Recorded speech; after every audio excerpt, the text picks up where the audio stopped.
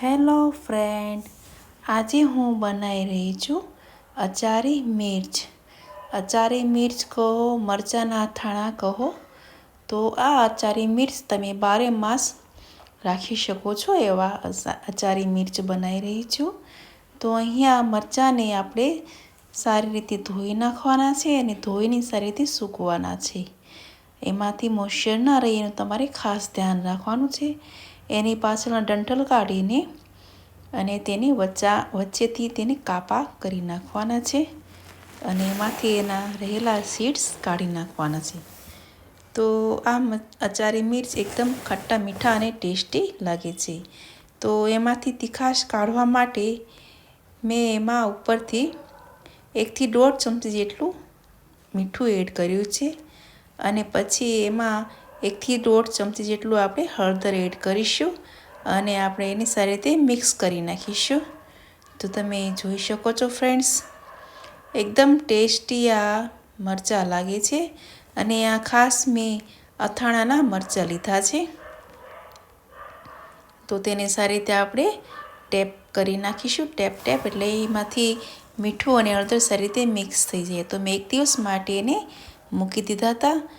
તો અહીંયા સારી રીતે એમાં મીઠું અને હળદર એકદમ સરસ એવા થઈ ગયા છે અને એમાં પાણી જેવું થઈ ગયું છે. જે મીઠું ઓગળે એટલે એકદમ એમાંથી પાણી છૂટું પડે છે. તો અહીંયા એક વાસણ ઉપર મેં ટીશ્યુ પેપર મૂક્યું છે અને તેમાં આપણે આ મરચાં એમાં ટ્રાન્સફર કરી નાખવાના છે, ફેલાઈ દેવાના છે. અને તમે જોઈ શકો છો ઉપર હળદર એકદમ તમને દેખાતી હશે.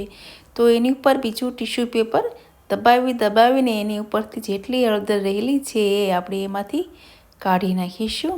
તો એમાંથી જેટલું વધારાનું એમાં જે મીઠું ઓગળ્યા પછી જે પાણી હોય છે મોઇશ્ચર, તે પણ એમાંથી નીકળી જશે અને વધારાનું હળદર જેટલી તમને દેખાશે તે પણ નીકળી જશે. અને તમારી પાસે કિચન ટાવલ હોય તો તેનાથી પણ તમે કરી શકો છો. તો હવે એકદમ સરસ એવો અથાણાનો મસાલો આપણે બનાવીશું. તો અહીંયા પહેલાં તો મેં 1 ચમચી જેટલું આખા ધાણા લીધા છે.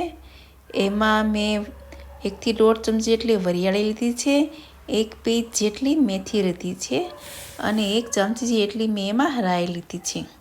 તો તમારી પાસે જો ધાણાના કુરિયા, મેથીના કુરિયા અને રાઈના કુરિયા હોય તો પણ તમે લઈ શકો છો. દરેકના ઘરે દરેક વસ્તુ હોતું નથી.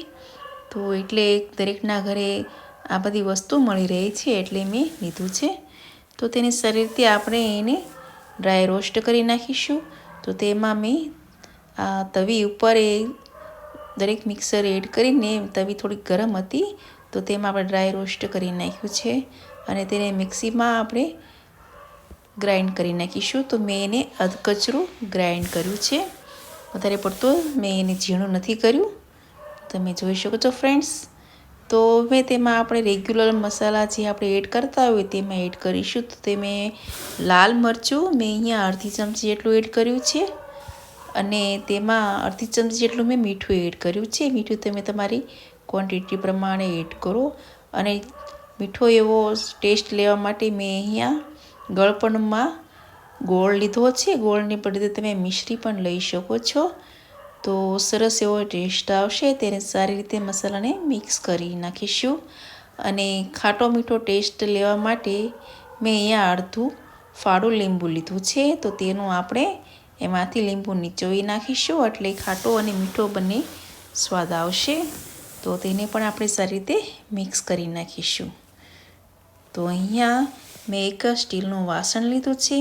તો તેમાં આપણે તેલ એડ કરીશું. તો તેલ મેં અહીંયા 2 થી 3 ચમચી જેટલું સરસોનું તેલ લીધું છે. તમારી પાસે તમારે જે પણ તેલ એડ કરવું હોય તે એડ કરી શકો છો.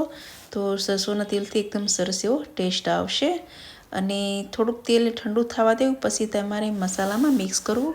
તો મેં થોડીક હળબડીમાં ગરમા ગરમ તેલ જ એડ કરી દીધું છે. તો તમારે ખાસ ધ્યાન રાખવાનું છે. તો અહીંયા મસાલાને સારી રીતે આપણે મિક્સ કરવાનું છે.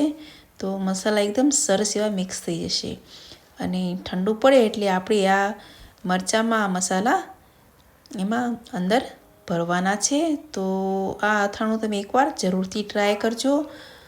તો આવી રીતે તમે વચ્ચેથી કાપા કરીને પણ મરચાંનું અથાણું બનાવી શકો છો, અથવા તો તેને એક મરચાંને 2 થી 3 ભાગ કરીને પણ મરચાંનું અથાણું બનાવી શકો છો. જો તમારે ભરવું ના હોય તો તમે આવી રીતે પણ બનાવી શકો છો, અને તમારે ભરવાની ઈચ્છા હોય તો પણ એવી રીતે બનાવી શકો છો. તો આ મસાલો આપણે દરેક મરચાંમાં ભરી વાળીશું. તો અહીંયા મેં 250 ગ્રામ જેટલા મરચાં લીધા હતા. તો આટલો મસાલો હોય તેમાં બરોબર થઈ ગયો છે, તો તમે જોઈ શકો છો. તો હવે આપણા મરચાં બરોબર ભરાઈ ગયા છે. તો આને હું એક રાત માટે આવી રીતે ઢાંકીને મૂકી દઈશ, જેથી એકદમ મરચાંમાં મસાલો સરસ રીતે મિક્સ થઈ જાય. તો તમે જોઈ શકો છો ફ્રેન્ડ્સ. તો અહીંયા બીજા દિવસે આપણે એક કાચના જારમાં આપણે તેને ટ્રાન્સફર કરી દઈશું, અને આને હું પણ 1 થી 2 દિવસ માટે હું તડકામાં રાખીશ, અને તમે ના રાખો હોય તો પણ થઈ જશે.